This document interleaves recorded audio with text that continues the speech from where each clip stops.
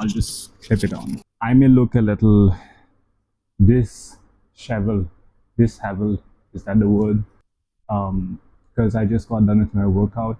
I wanted to share my thoughts on getting back into training and how your experience and your mindset plays a bigger role than any other factor, really, when it comes to achieving results. Now, I'll put up a picture here of how I looked 3 weeks back. I had stopped training completely for almost 6 months, possibly more than that. And even the 6 months prior to that, I wasn't very consistent with my nutrition or my workouts. The reasons being multiple, but I was not in the best place mentally, and I wasn't feeling like exercising, doing any kind of physical training. And overtime started to take a toll on my mental health as well. So I was not only losing muscle mass, I was also feeling out of shape mentally. And then finally, 3 weeks back, I decided that it cannot go on like this anymore, any longer. And I decided to resume training. So now looking at me, I might look like someone who has been training for a long time, which I have technically been training for, because I started working out when I was in school. Since 2010, 2011, I have been more or less weight training. On and off, there have been periods where I have gone off training, but 2010, 2011 is when I started. So I have been training for quite a long time, but for the past year, I had not been. The thing that most people don't realize is that once you get in shape, it doesn't matter how long you have been training or how much experience you have. If you stop doing the thing, you will lose the results. So the effort that it takes to maintain a certain physique is more or less the same as achieving that physique. It might feel easier to maintain a physique because you already have a momentum in place. So it is like when you start a car from standstill, it is much more challenging for the car to move, especially if you are trying to move uphill, which is the case when you're trying to do anything challenging, like getting started with workouts. If you're someone who has never exercised before, it'll be like taking a car uphill. So starting from standstill is going to take a lot of torque. It's going to take a lot of activation energy. And if you don't have enough activation energy, you'll just slide back down, right? The difference for someone who has been training for a while, it's easier for them to keep doing it because they are like a car in motion. And for them to keep going in the trajectory, to keep climbing a hill is much easier than someone who's starting from standstill. Now, if that person too decides somewhere down the line that, you know what, I'm just not going to work out anymore, and they completely come to a halt, it's going to take them the same amount of effort to restart. Because irrespective of how far, how fast you have traveled with your car, once you have come to a standstill, you still have to start from scratch again, right? But the difference with doing that for any other endeavor and your physical fitness is that once you have hit a certain peak, once you have maintained a certain physique for long enough, it doesn't take you that much time to regain 70 to 80% of your previous form back in a short amount of time. So I will put a picture here. I don't know if I already shared that, of how I looked 3 weeks back. and how I look now, and the amount of progress that I've made is quite rapid. I would say I have already gained back 50 to 60% of where I was before. Now it will slowly start to be less and less fast, so it'll be slower, but I should be where I was within the next 2 to 3 months of consistent training and diet. So that is the only difference, really. The prime reason being that your body tends to remember your set point, that is where you have for quite a decent amount of time maintained a certain amount of muscle mass, certain amount of strength, certain amount of body fat. Your body tends to remember that. So if you have maintained that for a while, if you are athletic for quite a long amount of time, even if you go off track for a few months, even maybe for a year, you will regain that quite fast. Okay. A part of the reason is biological. So your body just tends to go back faster. I have a blog post on this which goes into the technical aspects of it. I'll link that down, link to the blog post in the description, so you can go read and understand the technicalities if you want to. But just understand that biologically there's a factor which makes it just easier for you to regain your previous conditioning physically. But the main focus of this episode is not just the biological aspect, but the mental aspect of it.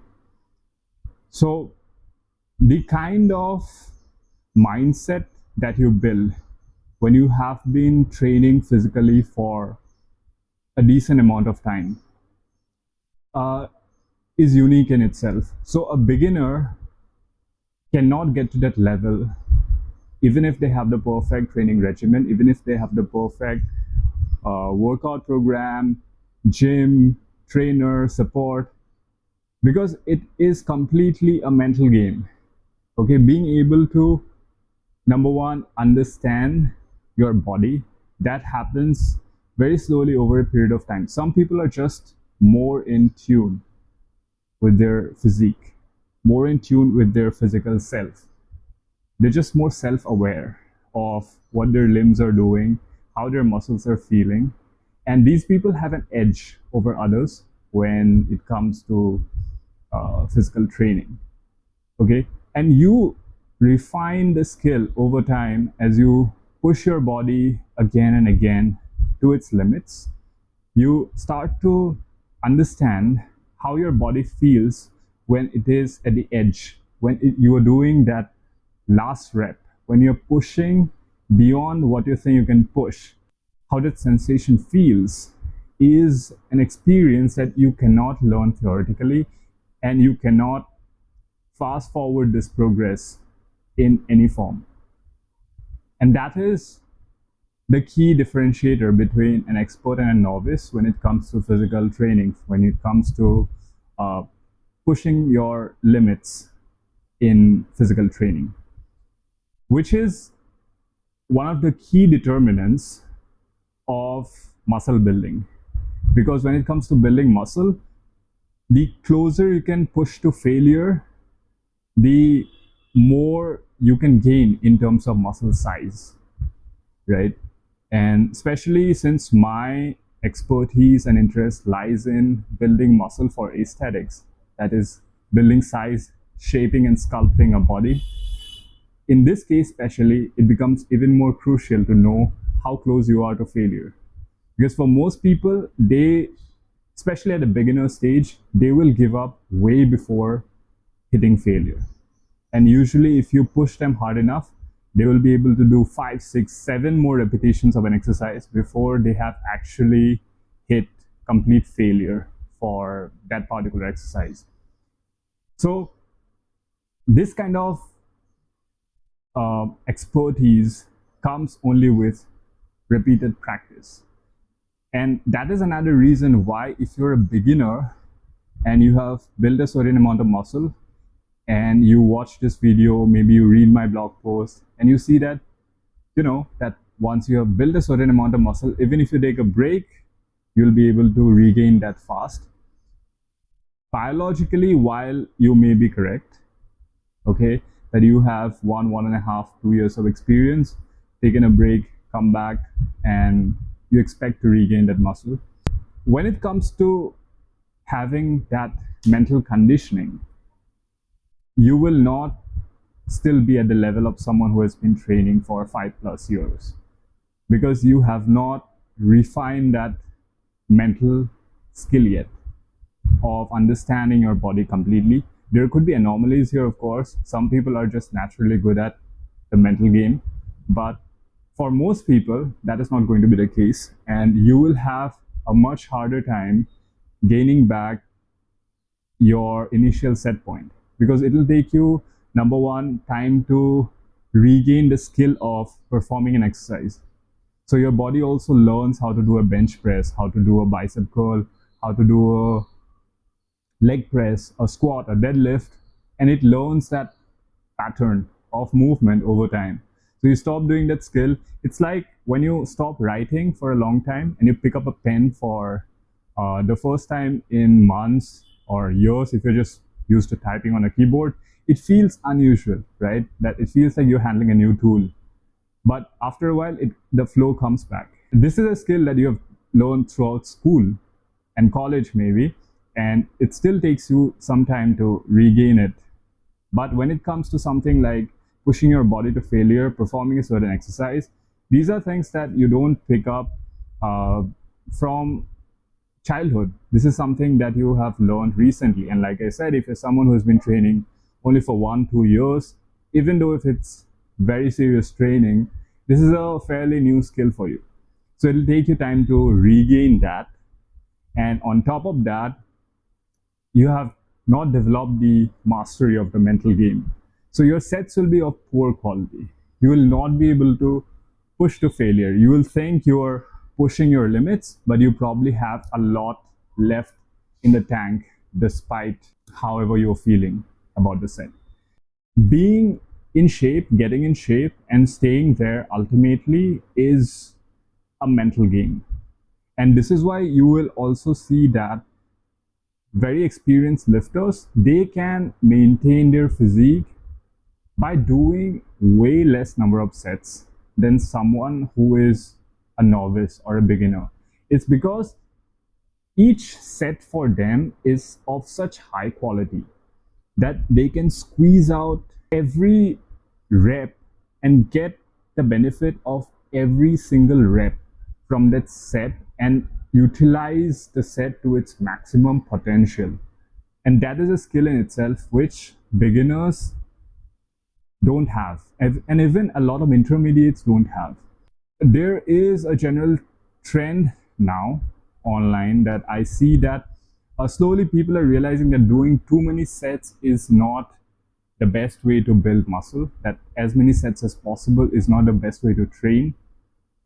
That is true. The opposite of that, doing as little number of sets as possible with high intensity, pushing to failure, while it sounds good on paper and will definitely give you great results, it is not possible for someone who doesn't have the experience of having spent enough time training, having spent enough time building that skill of knowing their body, of knowing what it feels like to push to their limits, having spent enough time doing that.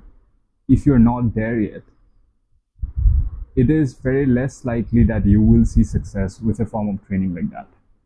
So for me personally, right now, I'm doing very minimal number of sets. I do maybe 2 to 3 sets per exercise, and I don't do a ton of exercises. For each body part, I will do a maximum of 2 exercises. Mostly, I just do 1 exercise for a body part, and that is it. Because I'm able to get the most out of every single set, and because I have that experience under my belt, I'm able to progress way faster than someone who doesn't have that. So even though you too can go from 0 to looking like you were before in 3 weeks with just prior experience of having lifted seriously for 1 to 2 years, it is less likely to happen just because you have not mastered the mental game yet. I would say focusing on that, mastering the skill of knowing your body, knowing what your body feels like under load, and being able to push your limits under load, and doing that over and over again for a decent amount, enough period of time, is what will be the determining skill of what you can achieve from even seemingly low effort training programs. That is, you don't spend a lot of time in the gym. Some people will be spending hours and hours, and you'll be able to get the same results spending way less time at the gym. And people will think you're just blessed genetically. The reality is that you just are able to get more out of every single set compared to your peers. That is really the key factor, which is often overlooked when it comes to physical training. I hope that this video gives you that push to focus on that aspect instead of trying to optimize your angles, trying to optimize the number of sets, trying to optimize the number of reps. While those have their place as well, just knowing your body better and knowing how you feel better and being able to master that inner game, master the mental game, is what will ensure success in the long term. That is it for this episode. I hope this was helpful. I'll see you again.